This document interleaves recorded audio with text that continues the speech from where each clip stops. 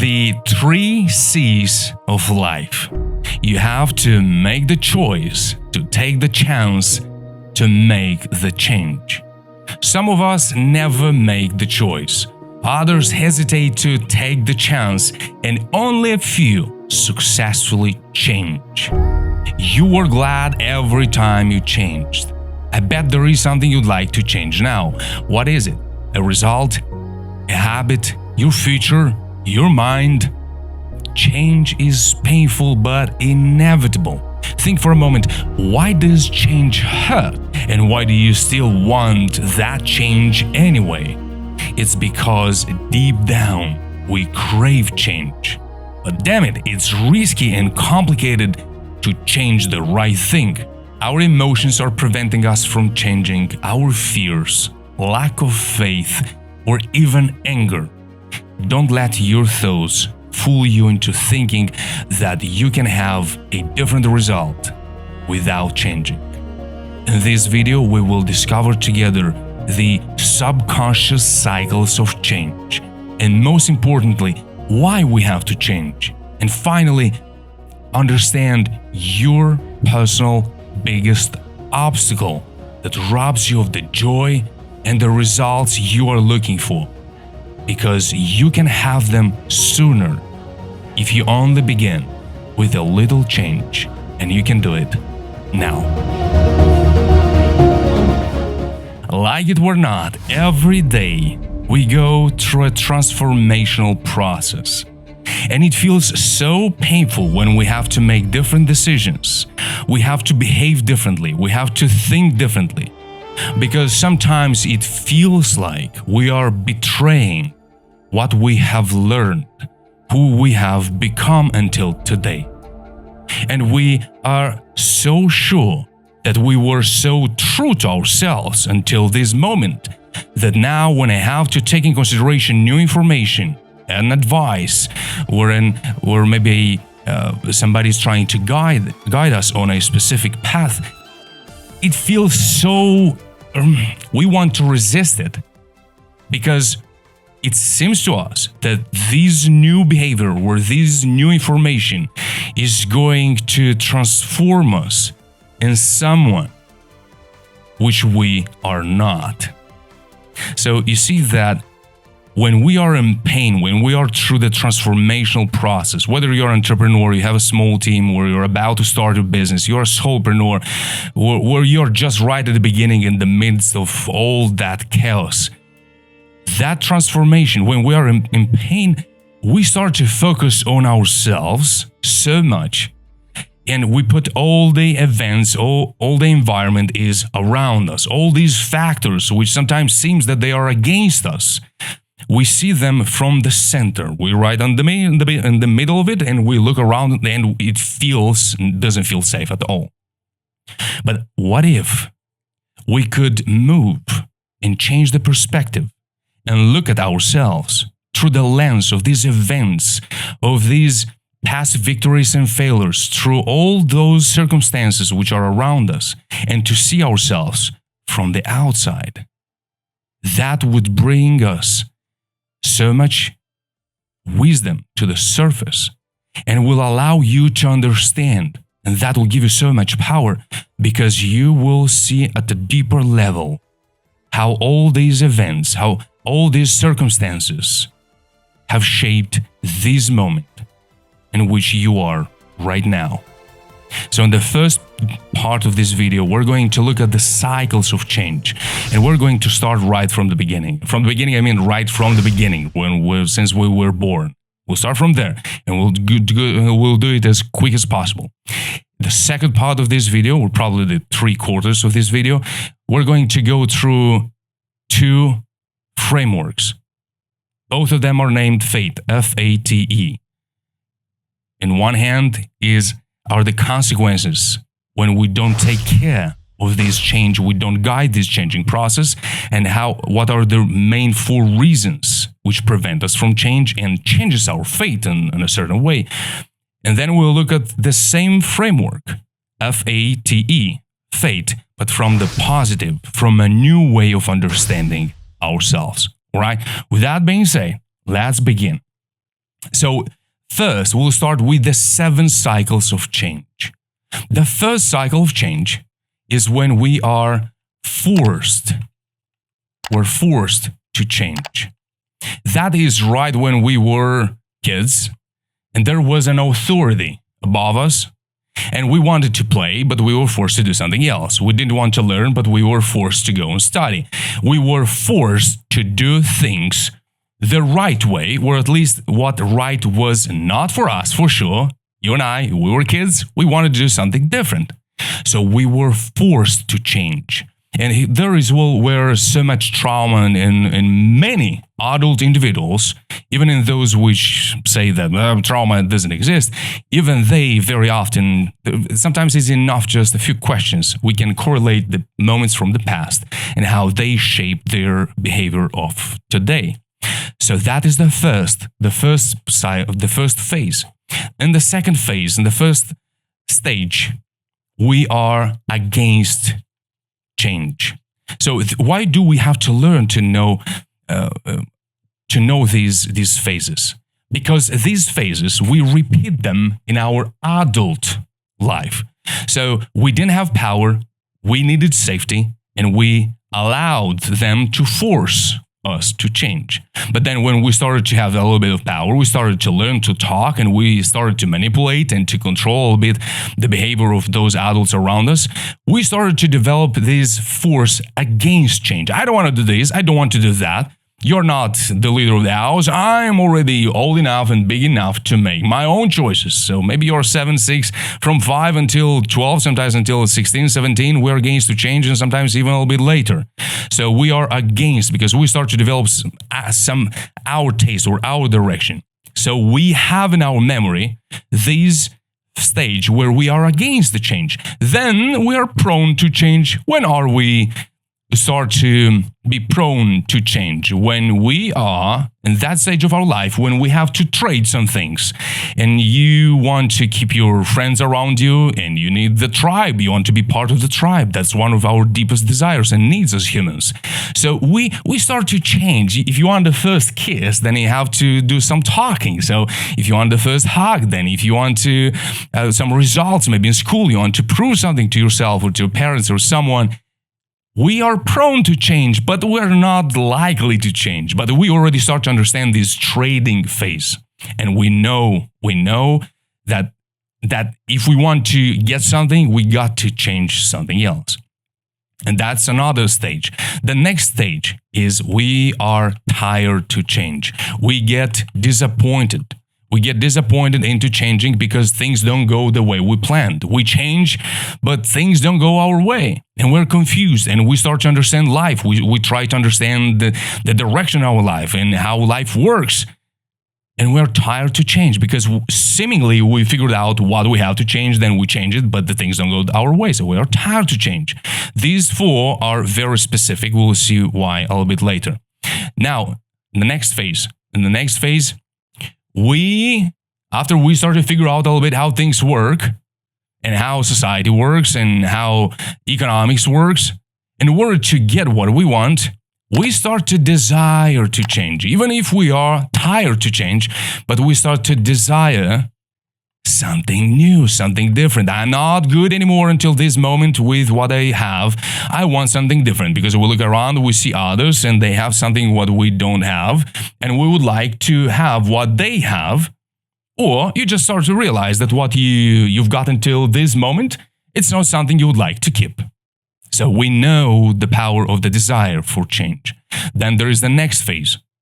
This one is we resist to change. Because after we figured out some things, we start to become sure that we have figured it all out. And we don't want to change because we started to get some comfort. We were tired to change, but then in the phase 5, we kept desiring to change. We've got something. But then, after we've been through these phases, when we were forced to change, then we were against change, then we were prone to change, tired to change, and desire to change, we resist to change because we start to understand that comes at a cost and that there is always a risk. And we resist to change because we start to understand when we look forward that we have less time left than the time which is already in the past. So we resist to change because we don't want to shake the boat. We've got some comfort. We already got something that we clearly understood that it is not easy. But life forces us to change anyway. And fortunately comes the moment of the inevitable change. Because that desire is going to push us to become who we are. So here's the first conclusion. When we go through these phases, it seems to us that everything that's happening around us, when we are forced to change, when we are tired to change, seems that the circumstances are robbing us from who we are. But what if, before we were forced to change, there was something within you so unique, so beautiful, that shaped who you are? You've got some gifts and some talents within you, and they were there through every stage. The desire to become more. So what if, while we got tired to change, when we were against to change, what if we have developed habits, beliefs, understandings of who we are that actually are telling us not about who we are, but are telling us about our personality, something we have developed that seemed to us that this is me, what we've become. But what if those qualities, those behaviors are simply a mask, or simply temporary tools which helped us to go through these phases through our life? Were tools that allowed us to move along, to move forward. But that's actually not your truest self. And because we carry some memories of what happened to us, now when comes the time that you have to run another ad campaign, when you have to take in consideration an advice from a business coach, some of us are stuck at one of these stages in our life. We carry these belief that we have to, some of us are stuck at the second phase, which is against the change. And some adults are adults, but they're stuck at that level. They always try to prove to others why they can see things differently and why they might be right and somebody else is wrong. They try to prove their righteousness and they never get confirmation, no matter how much success they get. They want to prove to others. I'm guilty of this. Fully and clearly. I have my parents were very clear in their instructions. And the phase number one, forced to change, were a very long stage. So it's a little bit embarrassing to say, but probably until 32, I'm 35 now, I was constantly driven by the fact, by that drive where I tried to prove that, hey, you were wrong about me. You're wrong about me. Let me show you what I can do. Now, is that good or bad? Wrong question.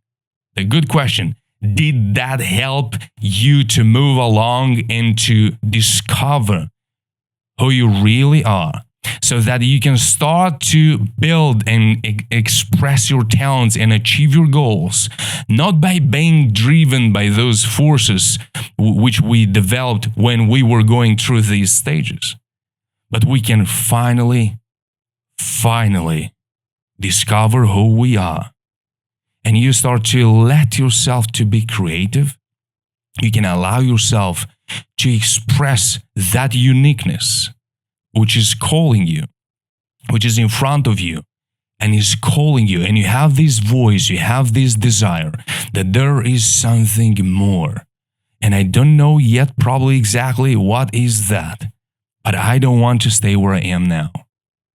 So, what if you now look at everything that happened to you, not through the lenses of who you were, but what if you can look at everything that happened to you through the lens of what happened for you so that you can see the meaning in every failure or victory or problem or in success or loss, so that you can see the meaning in those events which try to push you to the moment where you are right now, so that you can pose the most important question of your life. Am I living out of my desire, out of my nature, for the world, for my life?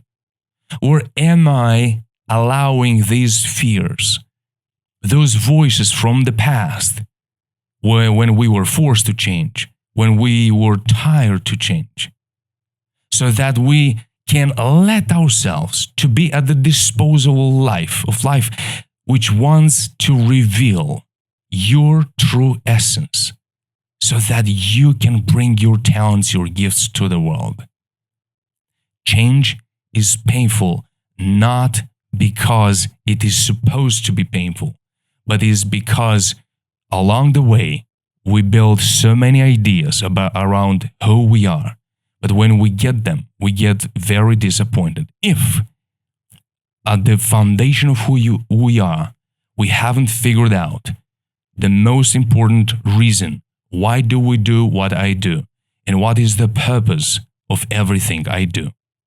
Now, let's look in the framework which can help you to identify, is there something from the past which is clouding your understanding and forces you to constantly feel and act and think from a perspective of fight, trying to prove something to somebody, trying to constantly to build that value for yourself and to convince yourself that I have the right to show to the world how great I am.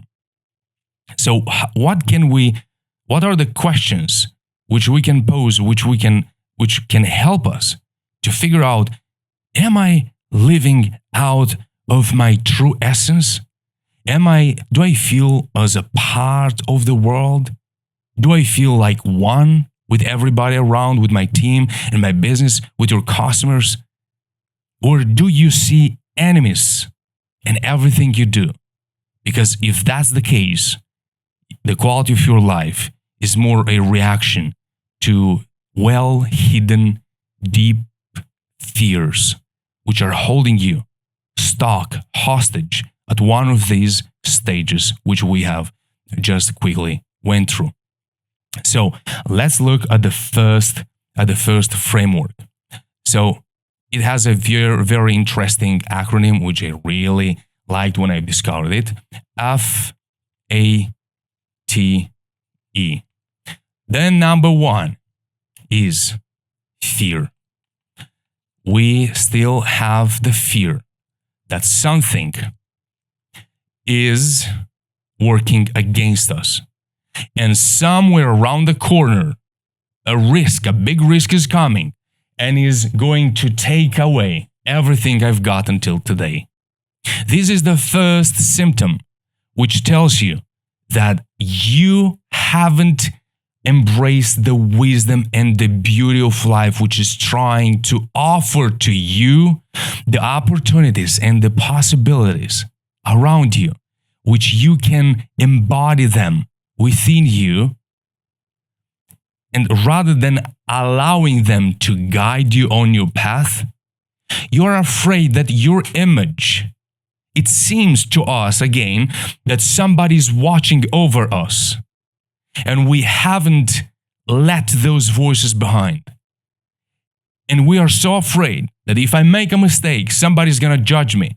If I make a mistake, my parents are going to tell me that I'm not successful. My wife is going to stop to believe in me. My husband or my kids or somebody else. And when we live in this fear, we absolutely don't live out of our essence. We try to be, as I remember Charlie Munger once said, a great mistake smart people do is they make lots of calculations and they don't think. Think about it. Making hundreds and thousands of calculations, trying to figure out, if I do this, I'll get that. If I get that, then I'll get this, I'll get that. Being strategic is another thing.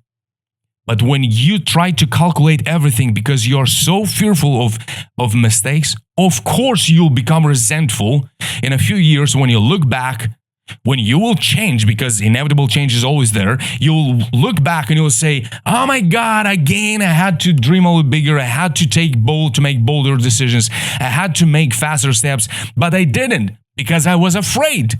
And you don't see it because that's your reality. So if you again ask yourself, if I should fail in this task which I'm about to engage or in this endeavor which you've proposed for yourself, if you should fail or it shouldn't go well, what are you afraid the most? If you're being honest, you will see that actually that reason, that factor around you doesn't exist. It's a built-up voice or a unforgotten yet authority from the past. And that voice still lives within you. My dear friend, as long as you're trying to build your business, you try to grow your business, as long as you're facing transformation every day, if this fear is with you as it was with me and still with me from time to time, but if we don't recognize it, this fear is going to hold us to be so small and so afraid of who we truly are. And we will choose to believe that we are what we've become until today, rather than understanding that who I've become is a step closer to who I'm meant to be. Fear is the number one. The second one is anger. Not having clear understanding what anger is. We're not going to stop here too much. Anger is something which resides in so many of us. Anger because I could have been further, but it feels that I'm behind. Or anger that somebody should have done something for me. Or anger because I didn't receive the education or the knowledge or something else. Or anger because I'm slow at learning from my mistakes. And the more anger we hold within, the dumber mistakes we are keep making. That might make you now even angrier.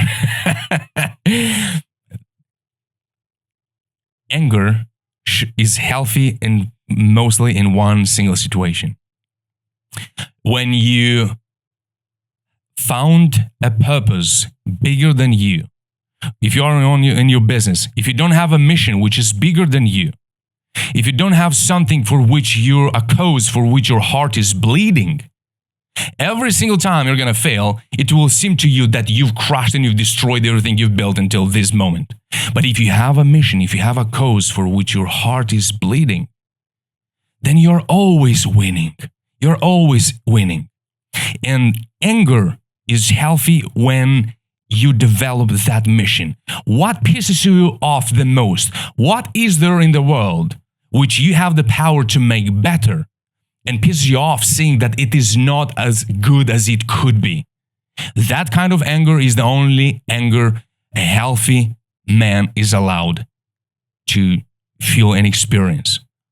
When there is an injustice, when there is something which you can do better, which is something which is unjust, and you have the power, or maybe you don't have the power yet, but it calls you and tells you, look, there is something you can do about it. That is a healthy anger.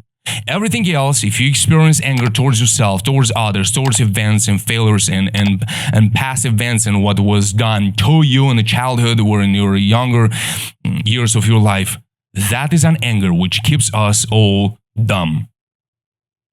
So ask yourself, because we have to ask ourselves every single day, am I holding any shame or guilt towards myself or towards others? Because if that is not clean, anger is there, and you make bold decisions towards in a wrong direction. And the anger is the reason of it.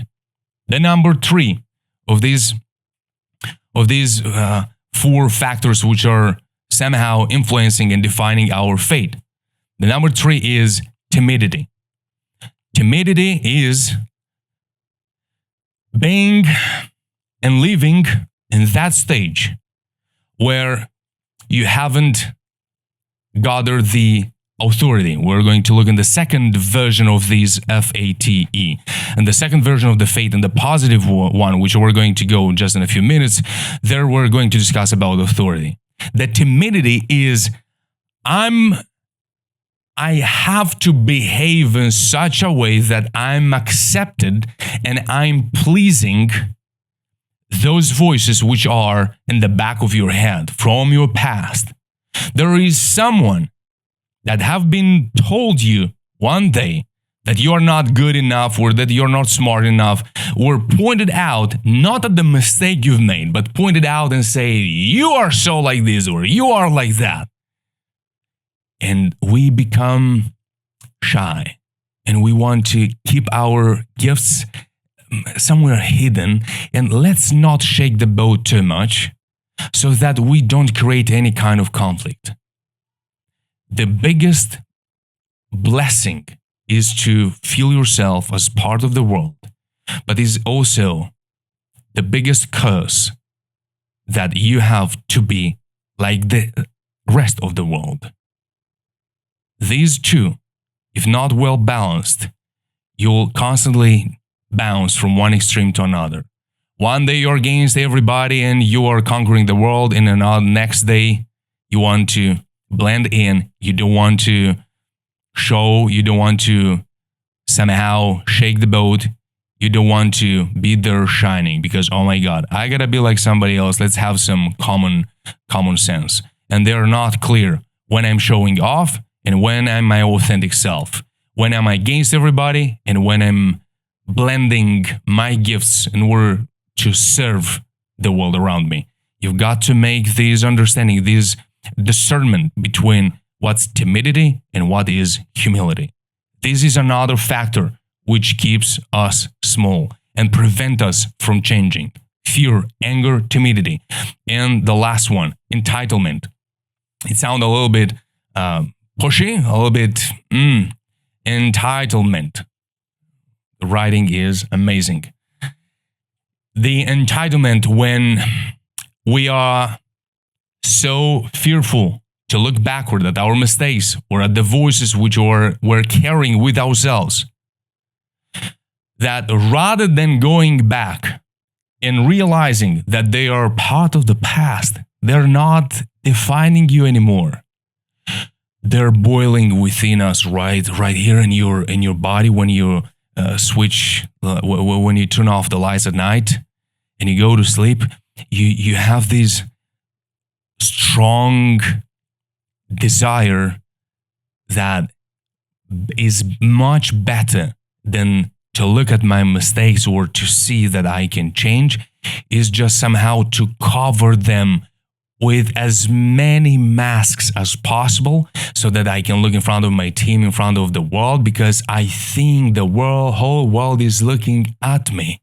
And because I'm so afraid to make a mistake, I'm so afraid to build trust and to be a little bit vulnerable and open and build friendships and relationships, I will run away from all of that so that, God forbid, somebody can see that I'm not good at something.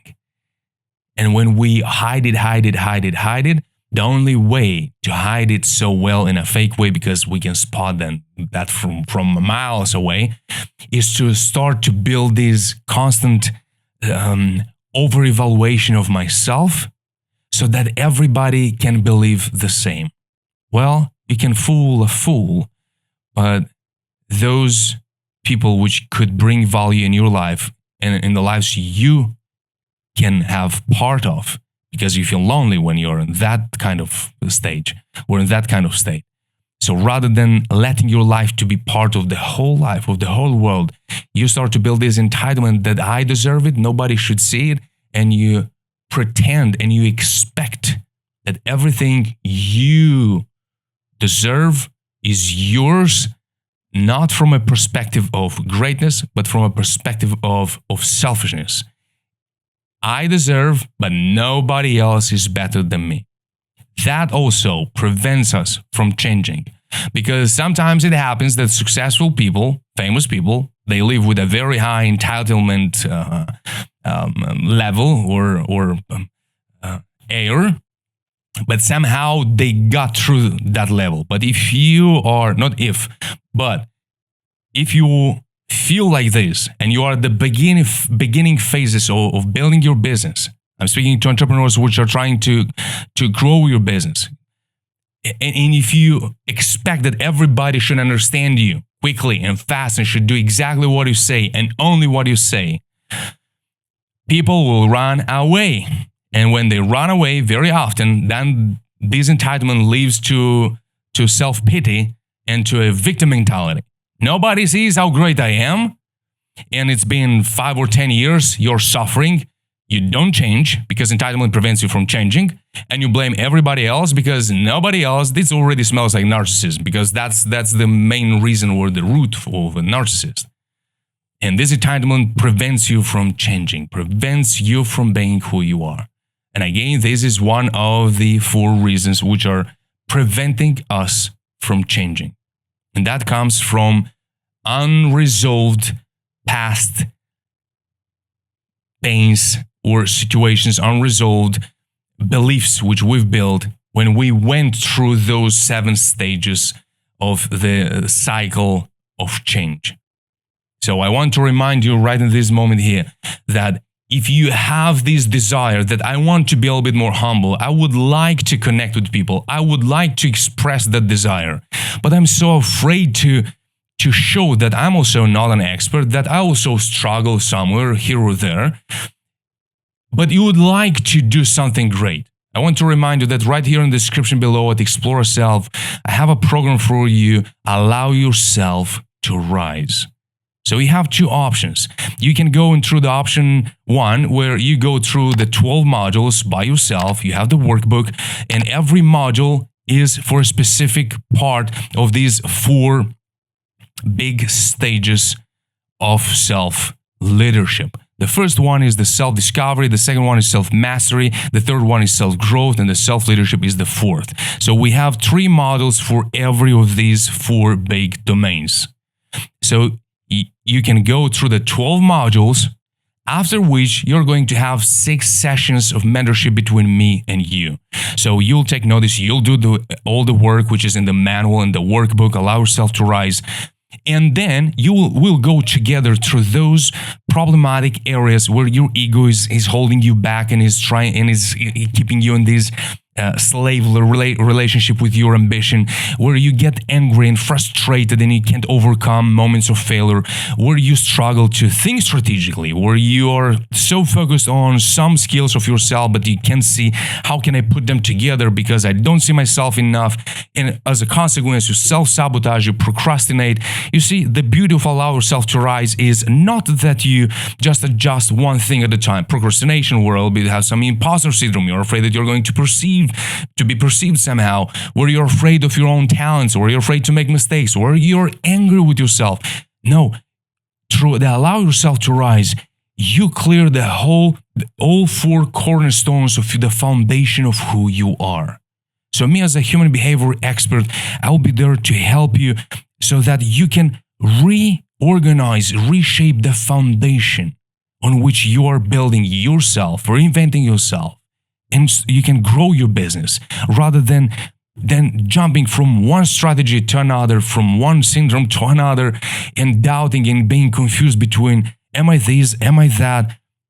Wouldn't it be amazing if you could, in 12 models, in 12 weeks, have all the tools and the clarity which you need to reorganize the foundation of who you are, so that you can understand the nature of your humanity? So then you can understand not only yourself, but you'll be so much better at directing this process while you're building your business, growing your business, so that you can bring that greatness into the world, serving your customers and reaching that lifestyle, that level of growth and transformation which you are looking for.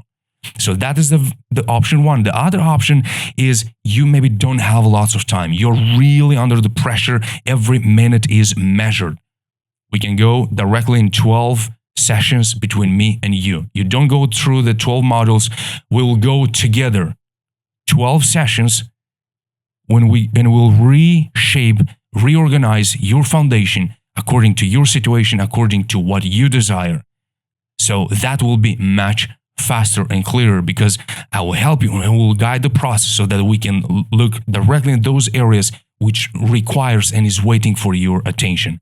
And any of these two options, you can choose the one-on-one. We can go into a free discovery call, me and you, so that the most interesting fact is this is not a sales pitch. If I want you to come on this discovery call is I would like you to come with a problem, with a question, because the purpose of that call is me helping you, providing value to you. Because I'm building my brand online as well now at this stage. So very, very generous. And I will be very blessed and humble to serve you. So if you want more clarity, jump on a free one-on-one discovery call, me and you.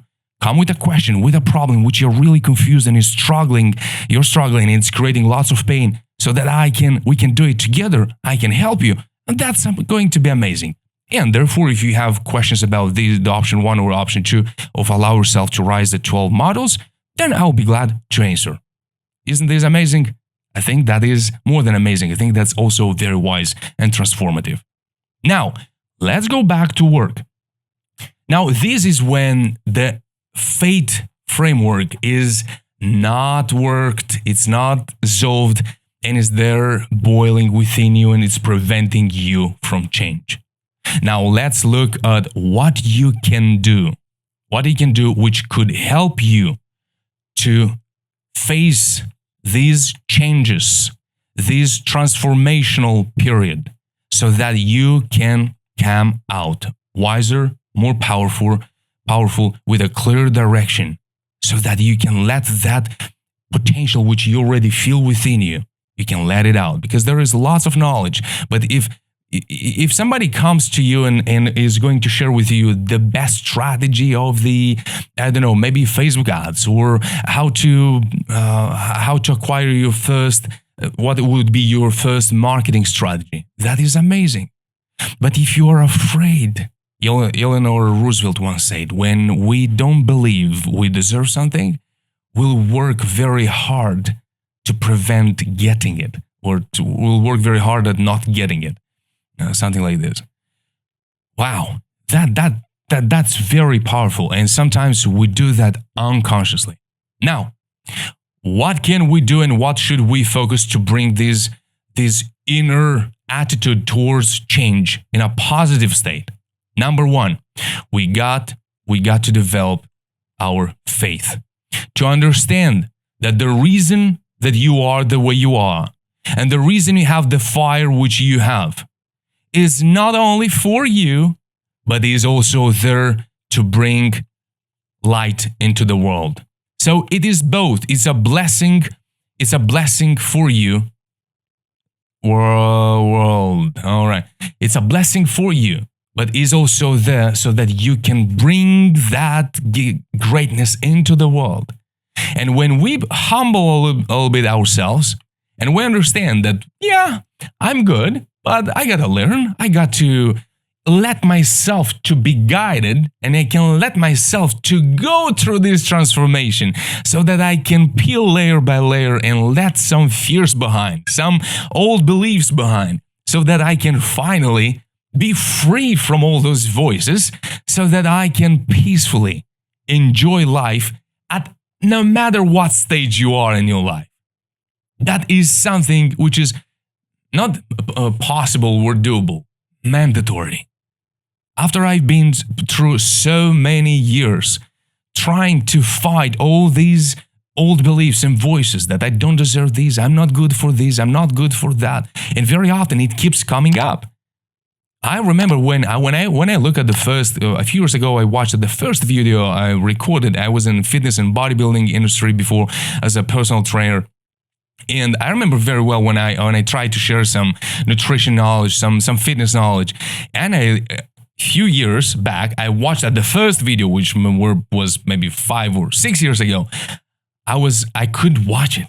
I would look at that video and say, my God, how could you have done such a thing? Like, how could you just publish that video? Oh my God. But then I realized one thing, wait a second. Why am I hating myself so much just because I wasn't born ready? So what? We were born ready.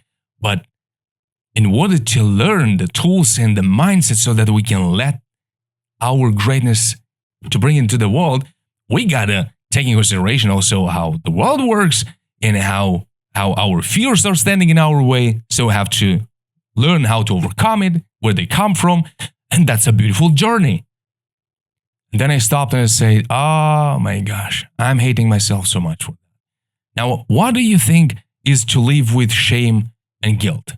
When you feel guilty of not being as great as you would like to be, or not as good as you would like to be, as you desire, or being ashamed of being so cringe and so strange, that's a very painful lifestyle. So then I realized one thing, that with that kind of shame and guilt, which produce so much anger, I will never be able to move forward. And I will bury myself under my own vision. And I will destroy myself. And it came the moment when I had to look at that video. I'm a little bit, not embarrassed to say, but it's a little bit cringe to say that thing. I put that video on the screen. And I said, I'm going to look at that cringe video as long as it takes until maybe a feeling of self-acceptance, at least a drop of it, will come out. And I watched it, and I watched it, and I watched it, and I was reflecting upon that thing, that everything else is the same. There is a desire, there is a force, there is an obstacle, then we try, then we fail, then we start to hate ourselves. But it's beautiful when we go through these phases and we move forward rather than getting stuck at one of these stages. So every tool is good if it works and if it doesn't bring more damage than benefits. So sometimes a very simple thing can help you to overcome a fear, to overcome a voice which is holding you back, which is trying to convince you that you are all the mistakes you've done and you are not the greatness which you perceive, but you're just learning how to discover it and how to let it to blossom. The number two, the second thing we have to develop is authority. Authority over what was given to us. We've been given gifts, energy, time, and you, as me, came naked in the world and naked will leave this world. And you have authority over how to interpret what happened in the past. You have the authority to make the decisions. You've got the authority to decide who you want to become. You have the authority to decide where you have to go. You've got all the authority you need in the world to make everything possible the way you see it possible. And you have the authority to let yourself to go through mistakes. You have the authority to give yourself permission to desire. You have the authority to give yourself the permission to learn from those mistakes rather than just beating yourself up and chopping you down that you're not like this or not like that, or that you're late or too early. You've got to embrace the authority when it was given to you in the moment when life was given to you. In that moment, you were given, you and I and everybody else, the authority to make the decisions, to face the consequences, to learn from them, to embrace life and its greatness and its fullness. And we have the authority to forgive others and to forgive our own mistakes.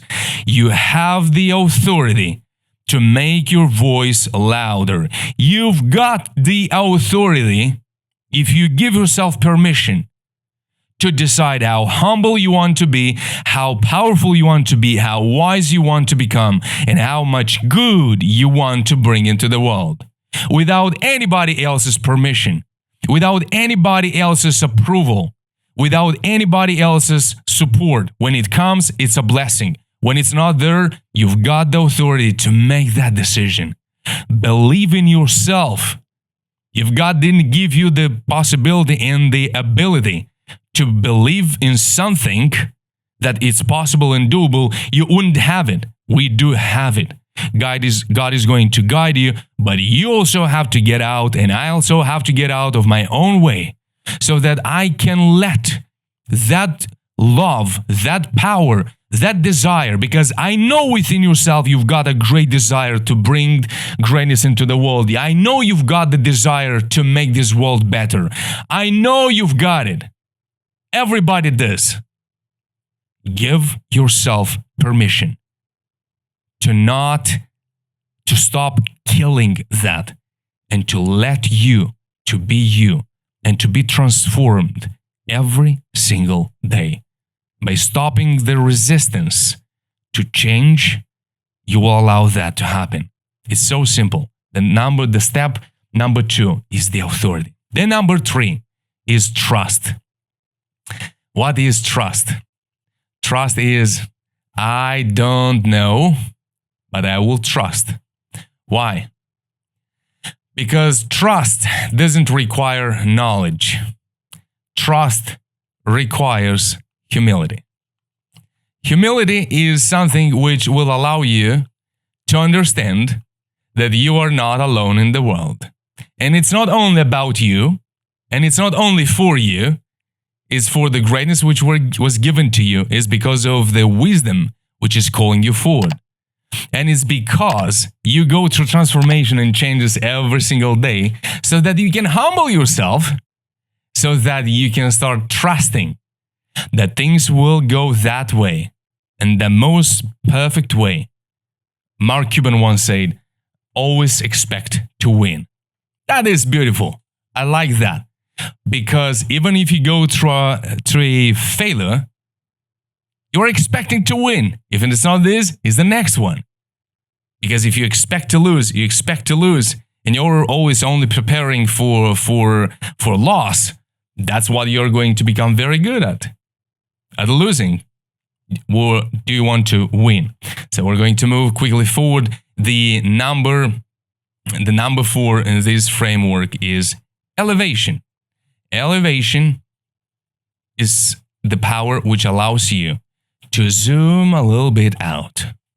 To zoom a little bit out and look at yourself not as the center of the universe, but to look at yourself as the translator of your desires, as the translator of your gifts and the world, so that you can elevate above all this struggle which is going right now in your life.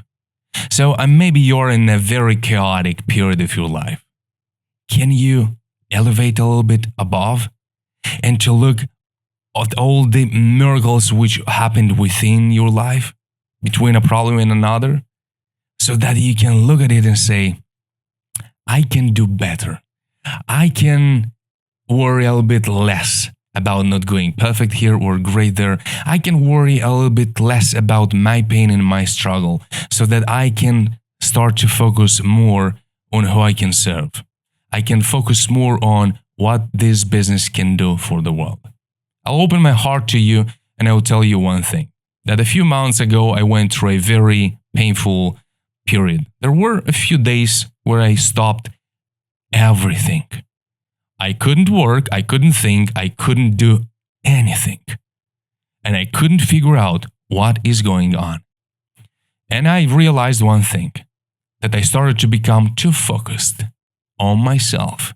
I started to be so focused on what I've done, how am I doing, and how long it's going to take, and how fast am I going to get there, whatever get there means for me or for you. And I understand that I don't doubt my gifts. I don't doubt the ability to interpret, and the wisdom, that the modest amount which was given to me. I didn't doubt humanity. I didn't doubt anything. So then I say to myself, what is going on? Why do I feel this way? Why I just can't, I understand there is something in front of me which I just can't overcome.